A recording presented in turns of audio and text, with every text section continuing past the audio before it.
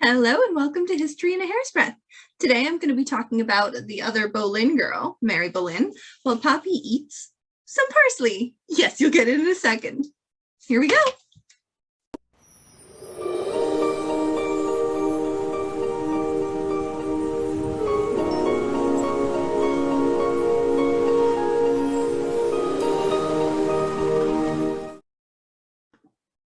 Alrighty then.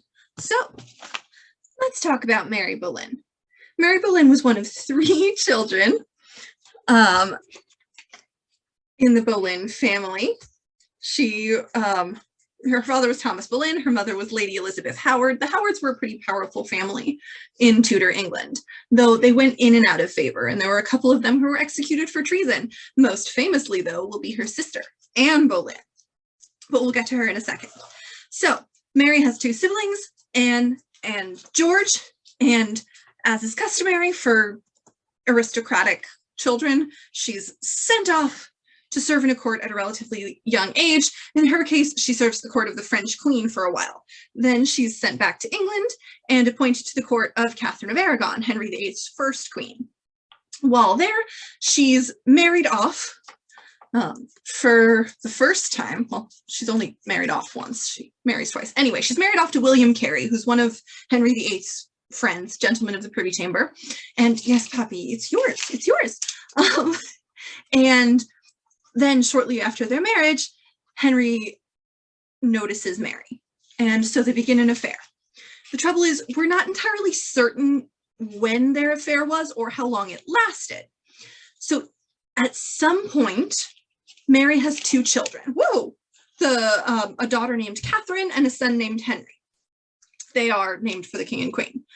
They are both possibly the children of Henry VIII, but because she had a husband at the time, you don't want a question of paternity when it comes to a possible heir to the throne. So they're both given the last name Carey. The one that's really likely to have been Henry VIII's was Catherine. So she has 2 children, and then while she's being pregnant and recovering, her family sends Anne to keep Henry busy because whoever the king's mistress is, their family gets a lot of wealth and privilege and good positions. So they don't want to lose that while Mary is pregnant, because it was believed that you could harm a baby by sleeping with a pregnant woman. So Anne is sent to keep his attention, but she does it a little too well. I'm going to tilt this so you can see Poppy's mouth because she's being really cute. She does it a little too well and totally has Henry fall in love with her. So he discards Mary and winds up courting Anne. And that's a whole nother story, but basically their courtship lasts a really long time, and then he marries Anne. And he has to get a papal dispensation to marry a woman whose sister he's already slept with. All right. So Henry marries Anne and becomes queen eventually. In the meantime, Mary's husband, William Carey, had died of sweating sickness. And so she's left as a widow, which is in some ways a really rough position to be in, but in some ways it gives her a level of independence. Then, while Anne is queen, Mary has her choice of pretty much any suitor she wants, and the Howard Boleyn family really wants to match her up with someone who will continue to elevate their status. But Mary winds up marrying William Stafford in secret. William Stafford is a nobody. He's a soldier. He works for her uncle, who's the head of the Howard clan, and really has nothing to offer her. So most people believe it was a love match because there wasn't really any other reason for her to do that.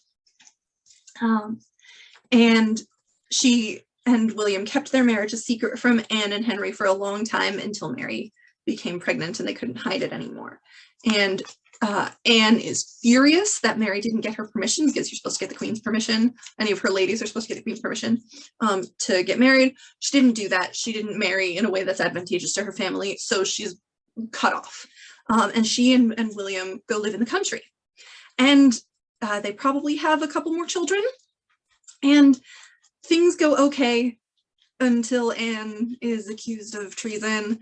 And at that point, Catherine Carey, Mary's daughter, and possibly Henry's daughter, is serving Anne as a lady in waiting. So Catherine actually goes to the Tower with Anne, not because she's accused, but to serve Anne in the Tower while she's waiting execution, and she's there for that. Mary scoops Catherine up once the execution happens, takes her to the countryside, but eventually Catherine goes back to court to serve most of the rest of Henry's queens. Meanwhile, Mary and William live out the rest of their lives in relative anonymity, and it was probably welcome anonymity considering the fate of pretty much the rest of her family, because most of them were executed for treason, including some cousins.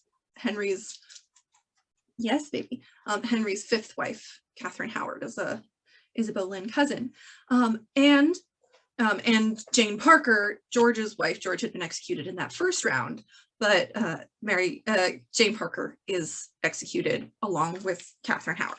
So things don't go well for most of the Boleyns, and being a nobody turns out really well for Mary.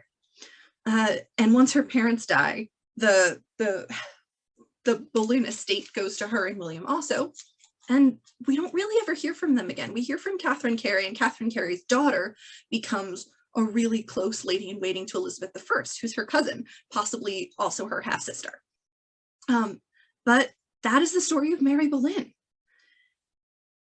And Poppy's finishing up. All right. Leave your recommendations or requests for the next thing we do or the next thing Poppy eats down in the comments. Thank you so much for watching, and we'll see you next time, right, Papush? Say bye-bye.